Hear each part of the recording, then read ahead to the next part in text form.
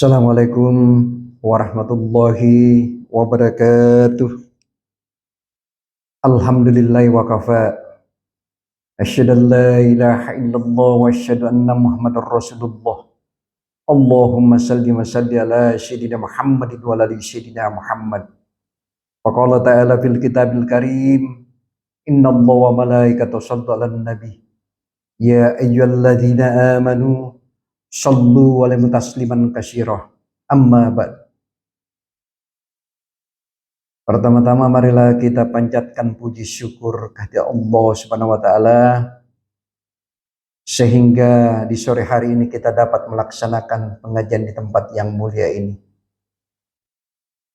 Mudah-mudahan kita masih diberikan kesehatan dan kenikmatan oleh Allah Subhanahu wa taala sehingga kita dapat melaksanakan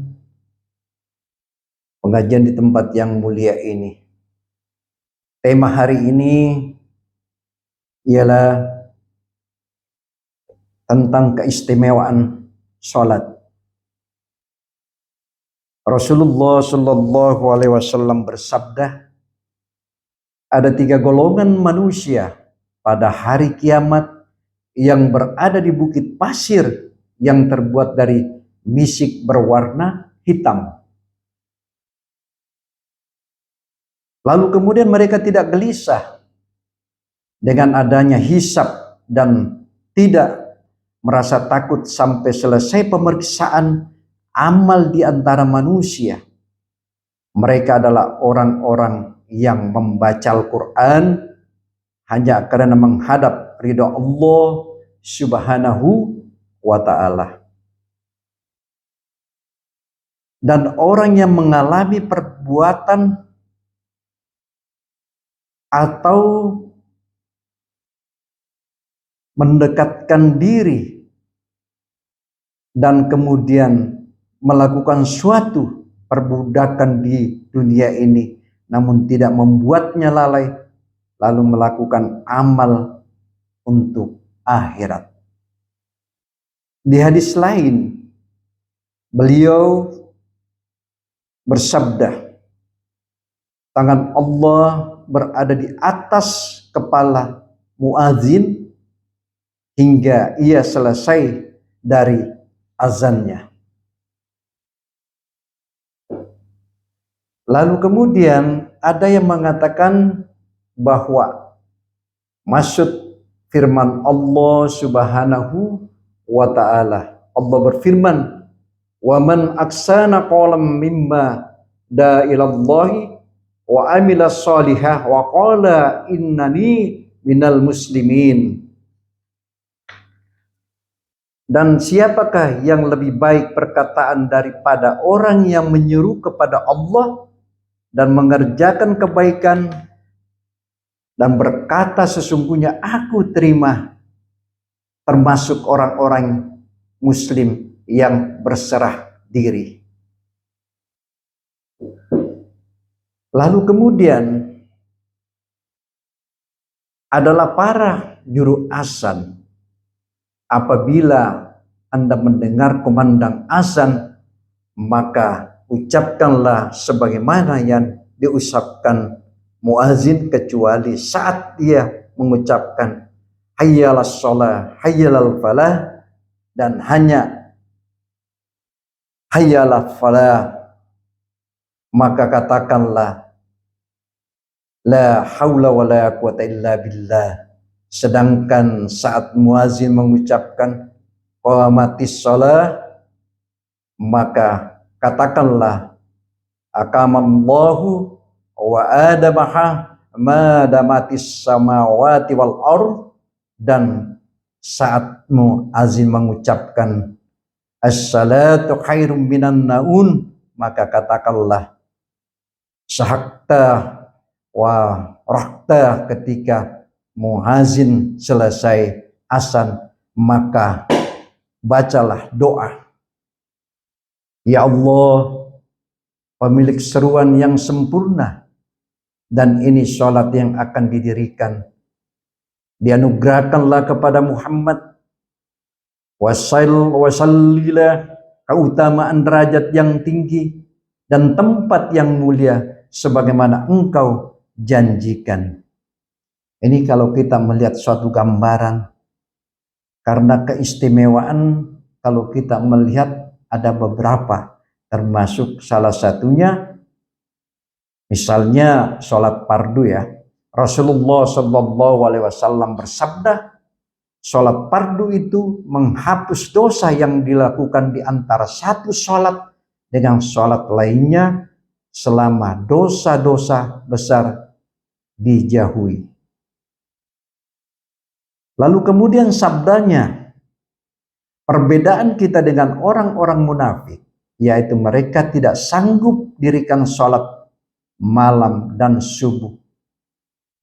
Lalu kemudian Rasulullah Shallallahu Alaihi Wasallam bersabda, sholat adalah tiang agama. Barang siapa meninggalkan, maka ia telah meruntuhkan agama. Lalu kemudian kita melihat satu gambaran yang diberikan oleh Rasulullah Shallallahu Alaihi Wasallam, karena Rasulullah Shallallahu Alaihi Wasallam bersabda,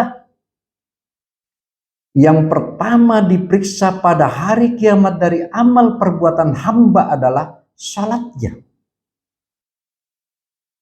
Karena yang pertama kita dihisab itu, setelah begitu kita dikuburkan, lalu kemudian kita dibangunkan, yang pertama dihisab adalah sholat kita. Ya. Apabila sholatnya sempurna, maka sholatnya diterima beserta seluruh amal ibadahnya. Lalu kemudian sebaliknya, jika sholatnya kurang, tidak sempurna, maka sholatnya akan dikembalikan kepadanya beserta seluruh amal ibadahnya. Ini kalau kita melihat satu gambaran dari potret yang diberikan keistimewaan kita melaksanakan ibadah sholat. Karena keistimewaan untuk menyempurnakan ruku dan sholatnya, karena Rasulullah Shallallahu Alaihi Wasallam bersabda, perumpamaan pahala sholat fardu itu laksana timbangan. Barang siapa melaksanakan dengan sempurna, maka ia akan menerima pahalanya secara penuh total. Itu besar sekali. Penuh diberikan pahalanya yang sangat besar. Lalu kemudian juga beliau juga bersabda lagi, 2 orang dari umatku mendirikan sholat di mana ruku dan sujud keduanya yang sama, namun perbedaan sholat di antara yang satu dengan yang lain itu seperti jarak langit dan bumi. Lalu kemudian Soraya mengisyaratkan pada khusyuknya. Karena kita melihat melaksanakan suatu sholat adalah keusuhannya yang kita dinilai oleh Allah Subhanahu wa Ta'ala. Karena dalam hadis lain juga disabdakan Rasulullah Shallallahu Alaihi Wasallam, seburuk-buruknya pencuri adalah orang yang mencuri dalam sholatnya. Karena kenapa? Begitu istimewanya sholat berjamaah. Kita melihat satu besarnya nilai pahala untuk melaksanakan ibadah sholat berjamaah. Karena Rasulullah Shallallahu Alaihi Wasallam juga bersabda, pahala sholat jamaah melebihi pahala sholat sendiri sebanyak 27 derajat. Sangat besar sekali nilai pahalanya ketimbang kita sendiri. Kalau sendiri cuma 1 pahala, kalau kita berjamaah 27 derajat pahala yang diberikan oleh Allah Subhanahu wa Ta'ala. Lalu kemudian kita melihat bahwa Ibnu Abbas berkata, barang siapa mendengar seruan azan namun ia tidak menjawabnya, maka ia tidak akan menemukan suatu kebaikan dan kebaikan tidak akan mendatanginya. Ini satu gambaran yang kita melihat ya.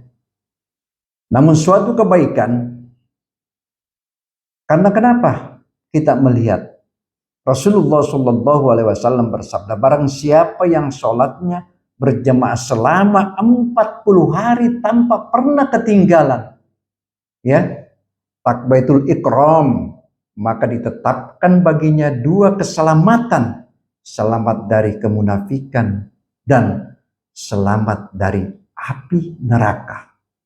Ini satu contoh yang kita melihat, karena untuk melaksanakan sholat ini benar-benar bagaimana kita melakukan suatu keusyuhan. Karena kita begitu mengangkat kedua tangan, Allahu Akbar, kita seakan-akan gak ada lagi. Anggap saja kita sudah menghadap kepada Allah Subhanahu wa ta'ala. Ini yang kita perlu melihat satu gambaran. Lalu kemudian kita melihat lagi, karena Rasulullah SAW bersabda, seorang hamba tidak akan dapat mendekatkan diri kepada Allah dengan suatu yang lebih utama dari sujudnya yang tersembunyi. Diriwayatkan bahwa ada seorang lelaki berkata kepada Rasulullah SAW, mintalah kepada Allah untuk dijadikanku sebagai golongan orang-orang yang mendapatkan syafaatmu, dan supaya kamu memberikan rahmat dengan biasa menyertaimu dengan surga yang kelak. Lalu kemudian lelaki itu berkata, lalu Rasulullah menyarankan untuk memperbanyak sujud. Abu Hurairah berkata, kondisi paling dekat seorang hamba di sisi Allah Subhanahu wa ta'ala adalah pada saat ia sujud. Maka perbanyaklah doa saat kita bersujud. Karena kalau kita melihat keistimewaannya khusyuk itu, Allah berfirman di dalam surat At-Taha ayat ke-14. Innani anallahu la ilaha illana fa'buduni wa aqimis salata di sikri. Ini kalau kita melihat, sungguh aku ini Allah, tidak ada Tuhan selain aku, maka sembahlah aku dan laksanakanlah sholat untuk mengingatku. Coba kalau kita merenungkan firman ini. Ya. Karena kenapa? Rasulullah SAW juga bersabda, sesungguhnya sholat dapat dijadikanmu berpegang teguh, tawadu, rendah hati, ya, rendah diri, menyesal, dan bersyukur hanya kepada Tuhanmu. Lalu beliau mengucapkan Allahumma, barang siapa yang tidak melaksanakan, tidak khusyuk, berarti kurang sholatnya. Makanya jangan main-main untuk melaksanakan ibadah sholat. Bagaimana mau bisa mendapatkan suatu pahala di sisi Allah kalau kita cuma bermain-main? Banyak orang melaksanakan sholat, ada yang sampai 30 tahun, 20 tahun sholatnya, tapi tidak diterima juga oleh Allah Subhanahu wa ta'ala. Kenapa? Karena dia melaksanakan ibadah tidak dengan niat. Dia cuma melaksanakan saja sholat. Kalau saya sholat, ada kadang-kadang orang sholat itu, saya ada beberapa yang saya lihat itu, kok sholatnya ini orang kok cepat banget. 1 menit juga nggak cukup kali. Saya kadang-kadang kaget itu. Jadi hati-hati kita melaksanakan sholat itu. Karena tidak ada daya dan kekuatan kita. Kemana lagi kita minta pertolongan kecuali kepada Allah Subhanahu wa ta'ala. Karena kalau sholat kita juga rusak, akan tidak diterima oleh Allah. Apalagi kalau kita sifatnya sholat cuma bermain-main. Bagaimana mau dapatkan pahala kalau kita cuma bermain-main untuk melaksanakan sholat? Ya. Kenapa? Kita melihat bahwa Rasulullah SAW bersabda, jika kamu menunaikan sholat, maka sholatlah seolah-olah kamu akan melakukan sholat berpisahnya.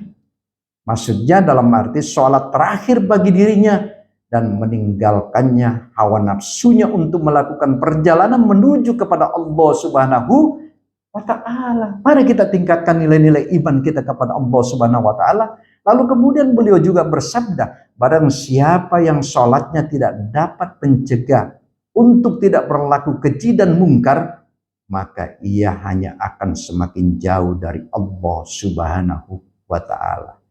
Ketahuilah bahwa sholat adalah suatu bentuk munajat, permohonan kepada Allah, maka bagaimana mungkin Anda lalai kepada yang dicintai permohonan Allah Subhanahu wa ta'ala. Mari kita melihat, karena beberapa keistimewaan, termasuk kita membangun masjid, ya. Karena Rasulullah Shallallahu Alaihi Wasallam juga bersabda, barang siapa yang membangun masjid karena Allah Subhanahu Wa Taala, walaupun besar hanya seperti sarung burung, ya kita melihat seperti sarang burung, maaf, maka Allah akan membangunkan rumah ditempatkan di surga. Bagaimana tingginya nilai-nilai kalau kita, itu yang saya katakan tadi. Ada beberapa kali saya mengatakan, kalau kita diberikan rezeki oleh Allah, lalu kita belanjakan di jalan Allah. Karena bukan untuk siapa-siapa, untuk diri kita sendiri. Lalu kemudian harta itu, rezeki yang diberikan Allah, kita belanjakan di jalan Allah. Kita bantu anak pesantren, ya, anak yatim piatu. Kemudian kita membangun juga masjid. Kalau kita diberikan suatu rezeki, kenapa tidak kita harus menyumbangkan? Dan itulah nanti yang menemani kita di akhirat. Pahala yang kita bawa. Jadi mari kita tingkatkan nilai-nilai iman kita kepada Allah Subhanahu wa Ta'ala. Karena ada beberapa, kalau kita melihat dalam satu hadis qudsi, Allah juga berfirman, sesungguhnya rumah-rumahku di bumi adalah masjid dan tamu-tamuku adalah para penghuninya. Maka beruntunglah bagi orang hamba-hamba yang suci di rumahnya, lalu mengunjungiku di masjidku, dan kewajiban tuan rumah adalah menghormati tamunya. Coba kalau kita melihat satu. Karena kenapa? Kalau kita punya sandaran vertikal kepada Allah, memberikan satu motivasi untuk melaksanakan ibadah, ini salah satu nilai-nilai pahala yang kita melaksanakan. Karena perintah Allah ini kita jangan tinggalkan. 5 waktu, ya, kemudian ditambah lagi sunnah-sunnahnya, ya kan? Kita perbanyak aja itu untuk beribadah. Yang selalu saya menyampaikan bahwa salah satu rezeki yang diberikan oleh Allah, kalau apabila kita diberikan, kita harus menyumbangkan harta kita itu di jalan Allah Subhanahu wa Ta'ala. Demikianlah penyampaian saya. Usikum binafsi bitaqwallah. Wassalamualaikum warahmatullahi wabarakatuh.